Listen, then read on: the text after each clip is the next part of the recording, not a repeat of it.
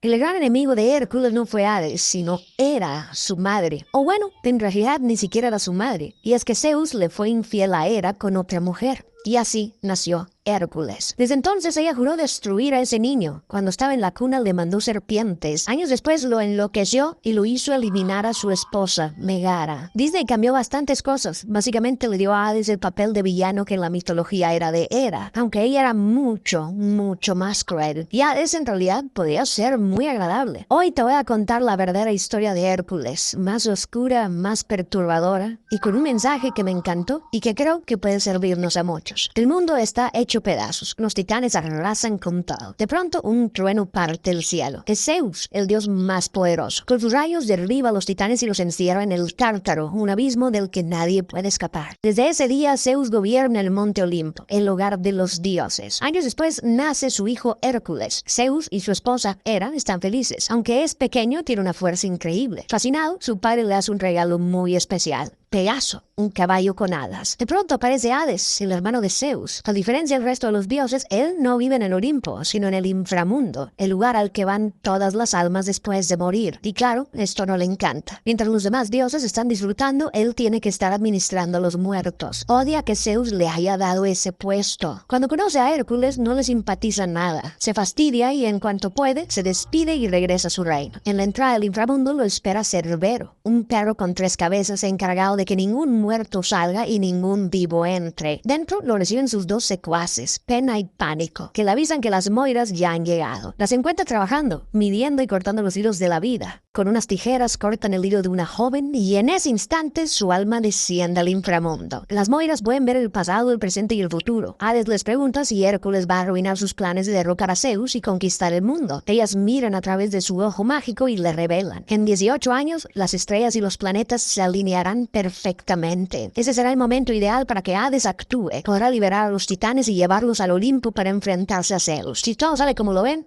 Hades ganará y podrá gobernar el cosmos. Pero hay una condición. Si Hércules llega a pelear, Hades perderá. Así que antes de que llegue ese día, tiene que deshacerse de él. Hades sabe que no puede eliminar a un dios. Son inmortales. Así que primero tiene que convertirlo en mortal. Y para eso, manda a Pena y Pánico. Mientras Hércules duerme tranquilamente, los secuaces se infiltran, lo capturan y lo bajan a la tierra. Ahí le dan una pócima mágica. Si se la toma hasta la última gota, perderá toda su divinidad. A medida que la bebe, su luz de Dios se apaga. Su piel se vuelve más gris, más humana. Pero justo antes de acabarla, aparece una pareja y los interrumpe. Pena y Pánico salen corriendo y el frasco se rompe, quedando una última gota sin beber. La pareja, Alcmena y Anfitrión, encuentra a Hércules. Durante años habían soñado con tener un hijo, y ahora delante de ellos está un bebé con una medalla que lleva el símbolo de los dioses. Lo toman como un regalo divino. Pero Pena y Pánico todavía tienen que acabar con Hércules. Se transforman en serpientes y lo atacan, pero el bebé, sin asustarse, los agarra, las amarra y las lanza lejos. Como no bebió la última gota de la pócima, perdió la inmortalidad, pero conservó su fuerza divina. Asustados, Pena y Pánico deciden no decirle nada a Hades. Mientras tanto, Zeus y Hera buscan a su hijo por todas partes. Cuando por fin lo encuentran, descubren que Hércules ahora es mortal y ya no puede vivir en el Olimpo. Sin opciones, solo les queda dejarlo ir y verlo crecer desde la distancia. Aquí nos vamos a detener para empezar a comentar cositas. Empecemos por lo más básico. En la mitología griega, que es de donde viene esta historia, Hércules ni siquiera se llama así. Su verdadero nombre es Heracles. Entonces, ¿por qué lo llaman Hércules? Porque siglos después los romanos copiaron muchos mitos griegos, les cambiaron algunos detalles y también los nombres. Hércules es simplemente la versión romana de Heracles. Así que técnicamente Disney está contando un mito griego usando un nombre romano. Y sí entiendo, Hércules era mucho más épico. Y bueno, ¿quién era Heracles? Según los griegos era hijo de Zeus, pero no de Hera. Su madre fue Alcmena, que en la película aparece como su madre adoptiva. La leyenda dice que un día Zeus vio a Alcmena y se obsesionó con ella. No era cualquier mujer. Era descendiente de Perseo, uno de los héroes más grandes de Grecia, y aunque estaba casado con Hera, Zeus decidió que tenía que tenerla. Solo que había un problema. Alcmena ya tenía esposo, Anfitrión. Así que Zeus ideó un plan. Esperó a que Anfitrión se fuera lejos y se transformó en él, misma cara, cuerpo y voz. Se presentó en su casa y Alcmena no sospechó nada y pasaron la noche juntos. Al poco tiempo regresó el verdadero Anfitrión. y también pasó la noche con ella. Meses después, Alcmena resultó embarazada de 2 niños, Heracles e Ificles. Estaba segura de que ambos eran hijos de su esposo, hasta que empezaron a pasar cosas extrañas, como que siendo apenas un bebé, Heracles estranguló a 2 serpientes con sus propias manos. Anfitrión fue con un adivino y ahí le dijeron la verdad. Heracles no era suyo, era hijo de Zeus, mientras que Ificles sí era de él. Quizás suene raro que Zeus, el dios más poderoso de todos, se enamore, engañe e incluso tenga relaciones sin consentimiento. Pero aquí hay que entender algo clave. Los dioses griegos no se parecen en nada al dios cristiano que se conoce hoy. En la visión actual, Dios es perfecto, justo, sabio y todopoderoso. Pero para los griegos, sus dioses eran otra cosa. No eran ejemplos a seguir, sino más bien una versión amplificada de los humanos, con virtudes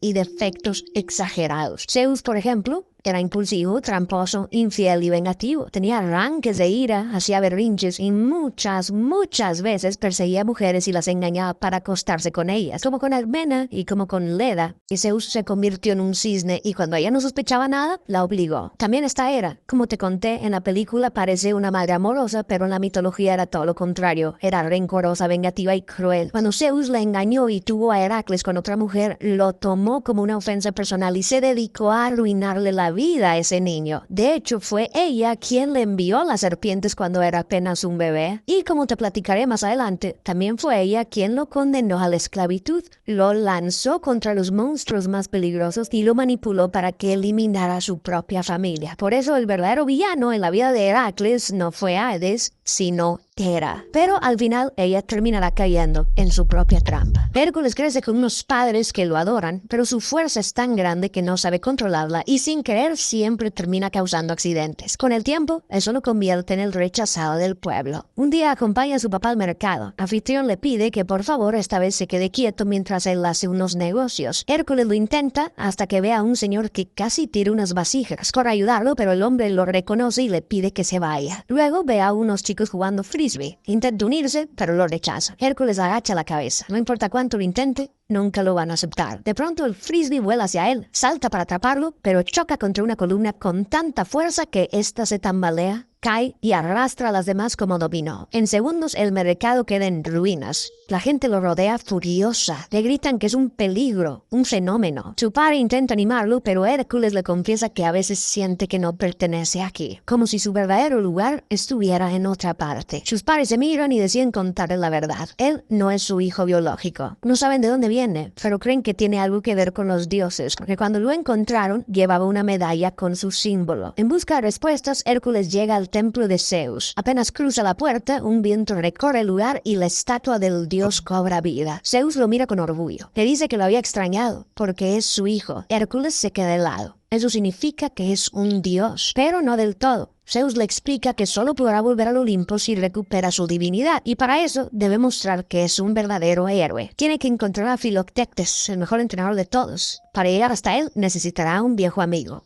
Pegaso. Hércules da con Phil, pero él ya no quiere entrenar a nadie. Dice que todos los héroes que ha preparado lo han decepcionado. Odiseo, Aquiles, incluso el gran Perseo. Si recuerdas, Alcmena, la madre de Heracles, no era cualquier mortal. Era descendiente directa de Perseo, uno de los héroes más legendarios de toda Grecia. Según cuentan los mitos, cuando Zeus supo que tendría un hijo que formaría parte de ese linaje, se emocionó muchísimo. Tanto que el día en que Heracles iba a nacer, reunió a todos los dioses y anunció: el descendiente de Perseo que nazca hoy será rey sobre todos los hombres de su generación. Pero Hera, que siempre estaba buscando cómo lastimar a su esposo y a sus hijos ilegítimos, tuvo una idea. Le sugirió a Zeus que también dijera que el segundo descendiente de Perseo que naciera ese día sería esclavo del primero. Zeus, confiado, aceptó, y entonces Hera, usando sus poderes, retrasó el parto de Alcmena y al mismo tiempo adelantó el de otra descendiente de Perseo. Así nació primero Euristeo, a quien ahora le correspondía el trono, y horas después nació Heracles, quien quedó condenado a servir como su esclavo. Sin embargo, esa sentencia no llegaría de inmediato. Antes le esperaba una de las peores tragedias que alguien puede vivir. Phil le confiesa a Hércules que su sueño siempre fue entrenar un héroe tan grande que los dioses colgaran su retrato en las estrellas y que el pueblo dijera: ese es el muchacho de Phil. Pero ya perdió la fe de que eso pase. Hércules intenta convencerlo, le muestra su fuerza y le revela que es hijo de Zeus. Phil se burla de él hasta que un rayo le cae encima. Entiende que es verdad y contra todo pronóstico revive su esperanza. Comienza a entrenarlo y y poco a poco Hércules aprende a controlar su fuerza y a ser un gran guerrero. Cuando por fin lo ve listo, Phil le da su primera misión: rescatar a una damisela en apuros. Un centauro llamado Neso tiene atrapada a una chica. Hércules se lanza a la acción, pero honestamente no tiene ni idea de lo que hace. Queda con el nombre de Neso porque en el mito original será el causante de la muerte de Hércules. La chica insiste en que no necesita su ayuda, pero él no se rinde. Al final logra derrotar al centauro y liberarla. Ella se presenta como Megara.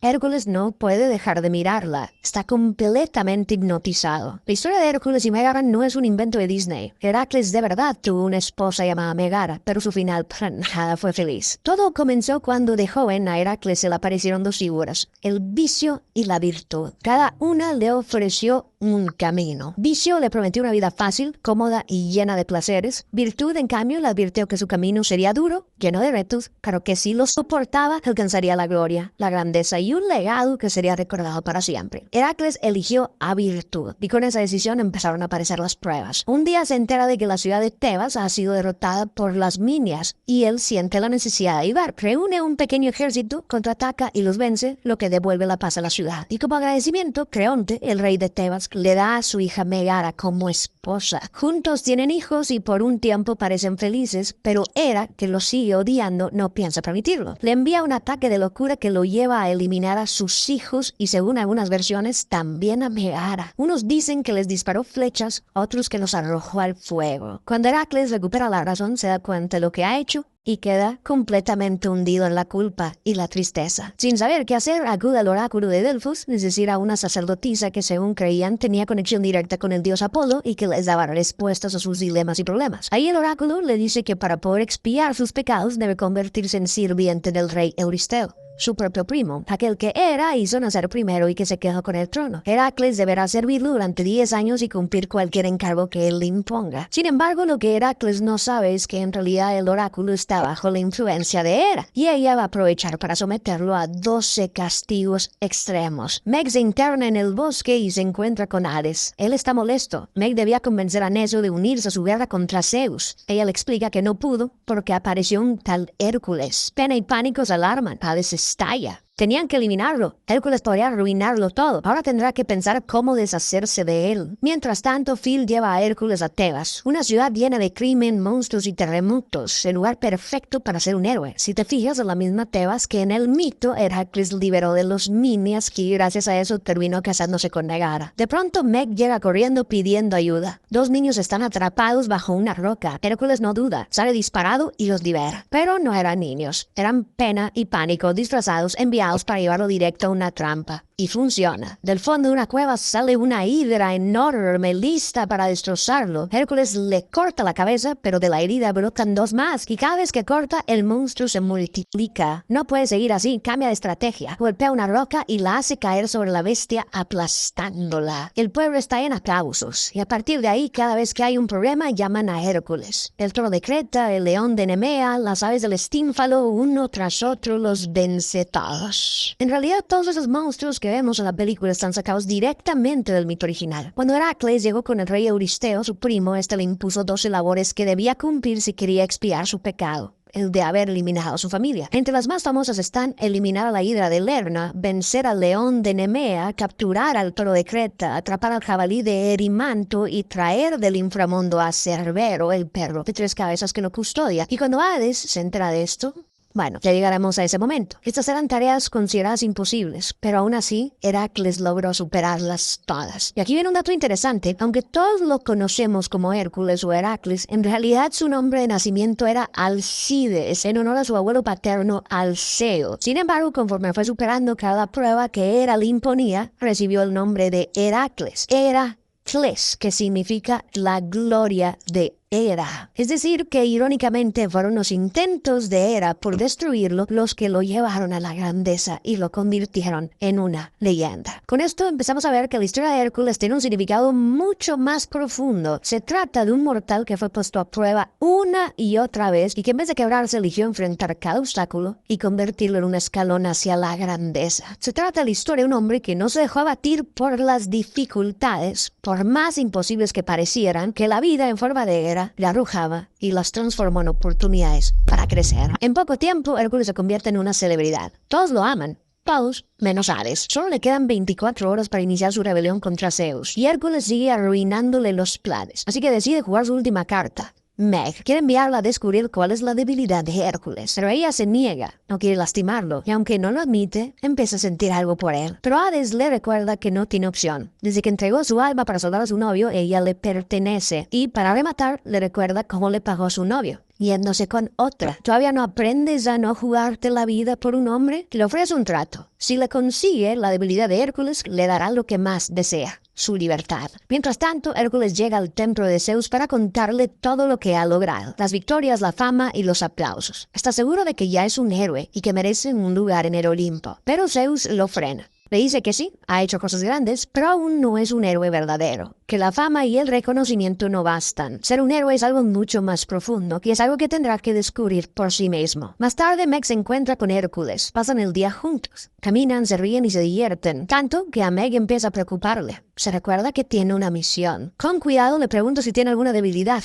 un talón malo o una rodilla chueca, algo. Hércules solo se ríe y dice que no. Poco a poco la conversación se vuelve más personal y empiezan a abrirse. Hércules le confiesa que cuando está con ella se siente menos solo. Meg baja la mirada. Le responde que a veces es mejor estar solo, porque la gente tiende a traicionar y lastimar. Él se acerca y le promete que jamás haría nada para herirla. Meg siente que su corazón se acelera. No quiere creerle, pero algo en ella sabe que es verdad. Están a punto de besarse cuando aparecen Phil y Pegaso, furiosos porque Hércules se saltó todo el día de entrenamiento. Hércules se despide, le da una flor y un beso en la mejilla que la deja conmovida. Se va volando con Pegaso, tan distraído que ni nota cuando una rama golpea a Phil y lo tira al piso. En cuanto Hércules se va, Hades aparece. Le pregunta a Meg cuál es su debilidad. Phil, que estaba tirado, escucha todo y sale corriendo a avisarle. Meg le responde que Hércules no tiene ninguna y que no va a ayudarlo a hacerle daño. Hades sonríe. No necesita más. Ya entendió que la debilidad de Hércules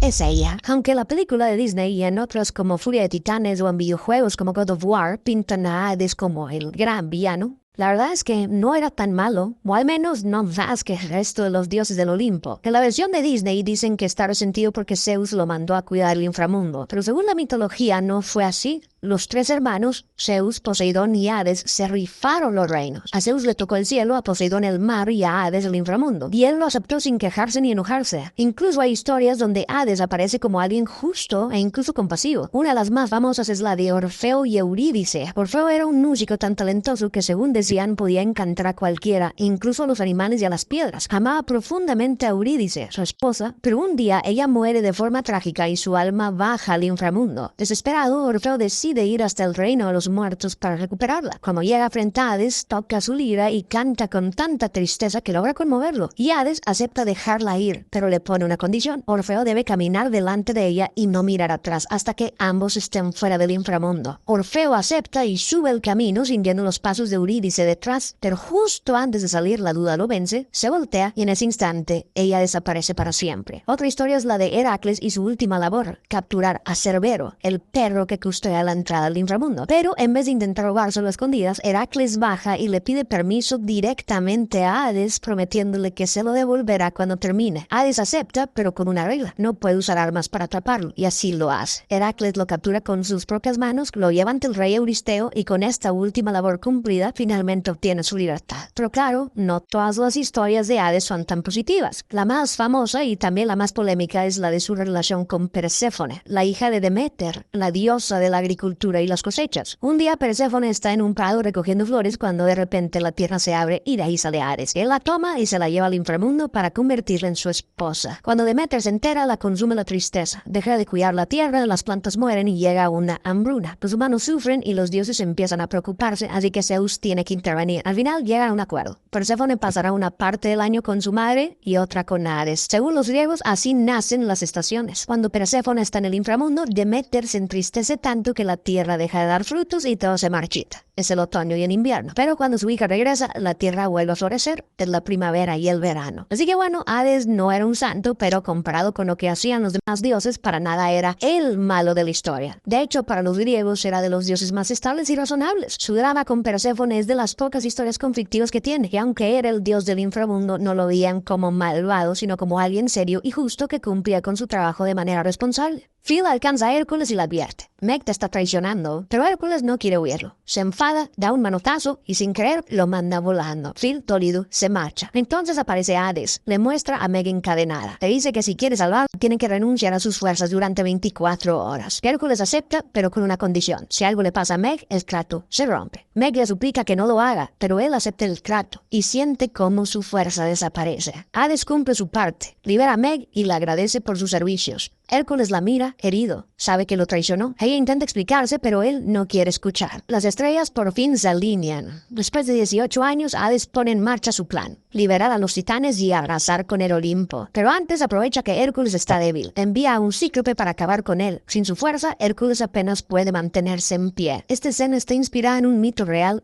o bueno, mejor dicho, en dos, aunque Disney les hizo varios cambios. Si recuerdas, al inicio de la película los titanes están destruyendo la Tierra y Zeus los encierra en el Tártaro. Esa parte sí existe en la mitología, pero con un contexto mucho más grande detrás. Antes de que existiera Zeus, los titanes, el mundo o los humanos, no había nada, solo el caos, un vacío absoluto, sin luz y sin forma. Pero poco a poco empezaron a surgir las fuerzas primordiales. Primero apareció Gea, la Tierra. Después Tártaro, un abismo oscuro y sin fondo. Luego vino Eros, el deseo, Nyx, la noche, y Erebo, la oscuridad total. Estos no eran dioses con forma humana ni personalidades. Eran solo los elementos más básicos del universo, de los que luego nacería todo lo demás. Gea, la tierra, dio a luz por sí sola a Urano, el cielo estrellado. Y cuando este cubrió por completo a Gea, se convirtieron en pareja. Tuvieron varios hijos, entre ellos los 12 titanes. Los más importantes fueron Cronos y Rea. Y aunque eran hermanos, también fueron pareja. Con el tiempo serían los pares de Zeus, Hades, Poseidón y el resto de los dioses que conocemos. Pero antes de eso pasó algo clave. Urano empezó a temer el poder de sus propios hijos y decidió encerrarlos dentro de Gea. Ella, furiosa y de una venganza, le dio a Cronos una hoz de acero y lo convenció de enfrentarse a su padre. Cuando llegó el momento, Cronos atacó y lo castró. Así terminó el reinado de Urano y comenzó la era de los titanes. Cronos tomó el control y gobernó junto a Rea. Tuvieron varios hijos: Hestia, Demeter, Hera, Hades, Poseidón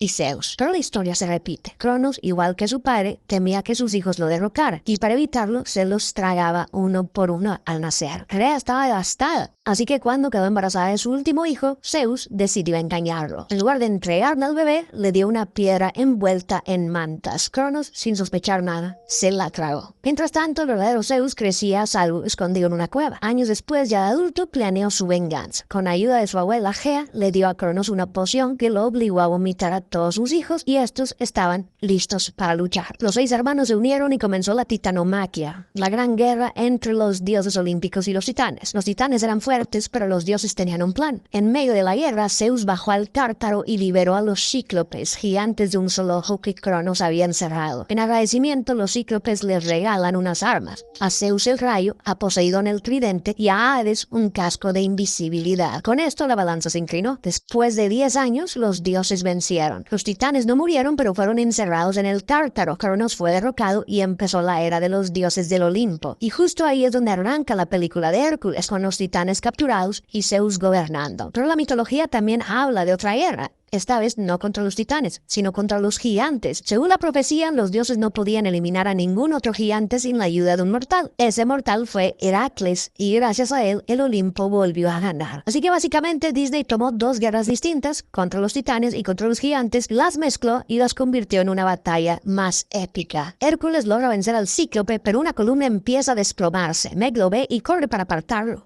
Lo salva, pero la columna cae sobre ella. El golpe rompe el trato. Hércules siente como su fuerza regresa. Levanta la columna y se arrodilla junto a ella. Le dice que no tenía por qué haber hecho eso. Ella sonríe y replica: uno hace tonterías cuando está enamorado. Aunque está muy débil, le dice que no se preocupe por ella, que vaya a salvar al resto del mundo. Hércules corre al Olimpo, enfrenta a Hades y a los titanes, y tal como predijeron las Moiras, detiene la rebelión. Hades está furioso, pero aún le queda un premio de consolación: el alma de Meg. Hércules se alarma, corre hacia ella. Las Moiras miden el hilo de su vida y deciden que llegó el momento. Sacan las tijeras y lo cortan. Meg da su último suspiro. Su alma desciende al inframundo. Hércules está destrozado, pero todavía no se rinde. Se planta frente a Hades y le propone un trato: su vida a cambio de la de Meg. Hades acepta, con una condición: él tiene que sacar su alma del río Estigia. Si lo logra, ella se salva y él se queda. Hércules no duda, se lanza al agua y Hades sonríe. Sabe que no saldrá con vida. Esta escena también está inspirada en un mito real, aunque en la versión original Hércules no salva a Megara, sino a otra mujer. Un día Heracles visita a su amigo Admeto, rey de Tesalia, y descubre que su esposa Alcestis ha muerto. Y no fue una muerte cualquiera. El que debía morir era Admeto, pero ella decidió dar su vida por él. Heracles se compadece y decide ir al inframundo para traerla de vuelta. En unas versiones lucha contra Thanatos, la personificación de la muerte. En otras negocia directamente con Hades. Al final logra que Alcestis regrese al mundo de los vivos y se reúna con su esposo. Como puedes ver, hay 1001 historias de Heracles haciendo actos heroicos. Te he contado algunas de las más famosas, pero en realidad hay muchísimas más, porque Heracles era el guerrero y semidios favorito de los griegos. Según el historiador Thomas Martin, él fue el único héroe al que se le rindieron cultos en todo el mundo griego, y no porque fuera perfecto, sino precisamente porque no lo era. Heracles conocía el dolor, la pérdida y la culpa, sabía lo que era fallar y sentirse derrotado, pero también sabía levantarse, luchar y seguir adelante incluso cuando todo parecía estar en su contra, y al final lograba lo que nadie creía posible. Esa era una de las razones por las que inspiraba tanto, porque en él la gente podía verse reflejada, reconocer su propia fragilidad y al mismo tiempo la fuerza que les recordaba que también ellos podían enfrentar lo imposible. En cuanto el agua toca a Hércules, siente cómo su cuerpo empieza a envejecer. La piel se marchita, los músculos se debilitan, cada segundo lo acerca más a la muerte. Pero él sigue nadando. Meg está ahí y no va a detenerse. Las boiras ya lo esperan, miden el hilo de su vida y lo cortan. Pero el hilo no se rompe, brilla, se vuelve dorado. Hércules emerge resplandeciente con Meg en sus brazos. Se ha convertido en un héroe, en un dios. Le da un puñetazo a Hades y lo lanza directo al río. Lleva el alma de Meg de vuelta a su cuerpo. Ella lo mira y dice, no tenías que hacer eso. Él responde, uno hace tonterías cuando está enamorado. Ella no podría estar más feliz. Hércules llega al monte Olimpo. Por fin está con los dioses en el lugar que soñó. Pero entonces Hércules mira atrás y ve a Meg. Tiene todo lo que siempre quiso, pero ahora lo que más quiere es a Meg. Ella es donde verdaderamente pertenece. Renuncia a su divinidad para quedarse en la tierra con ella. Hércules regresa a casa y abraza a sus padres. Ellos no podrían estar más orgullosos. En las estrellas, Zeus coloca la imagen de Hércules. En el pueblo, alguien grita, ¡ese es el muchacho de Phil! Y Phil, con lágrimas en los ojos, sonríe. La historia original tiene un final muy distinto y mucho más trágico. Después de perder a Megara, Heracles se casa con Deianira. Un día el centauro Neso, el mismo que en la película intenta atacar a Megara, es herido de muerte por Heracles. Pero antes de morir, convence a Deianira de que su sangre funciona como un hechizo de amor, que es capaz de mantener a un hombre fiel para siempre. Tiempo después, Deianira empieza a temer que su esposo se interese en otra mujer. Recuerda las palabras de Neso y empapa una túnica con su sangre para dársela a Heracles. Lo que ella no sabía es que Neso le había mentido y en realidad su sangre estaba mezclada con el veneno de la hidra. Cuando Heracles se pone la túnica, el veneno penetra su piel y comienza a quemarlo por dentro. Y así, después de tantas hazañas, el héroe finalmente muere. Pero los dioses no podían permitir que alguien tan extraordinario como Heracles, que dedicó su vida a la valentía, a la virtud y salvar a otros, terminara así. Así que deciden llevarlo al Olimpo, sentarlo entre ellos y concederle la inmortalidad. Y así Heracles se convirtió en un dios. Paradójicamente, todas las dificultades que Hera le impuso a Heracles, cada monstruo y cada tragedia lo obligaron a desarrollar las capacidades que al final le permitieron alcanzar la inmortalidad. Y justo ahí creo que está el mensaje central tanto del mito como de la película. La vida, tarde o temprano, nos pone frente a situaciones dolorosas y desagradables, algunas tan grandes que sentimos que no superan. Pero es en el enfrentamiento del obstáculo donde se esconde la verdadera realización. Recuerda la decisión de Hércules en la encrucijada. Eligió la virtud.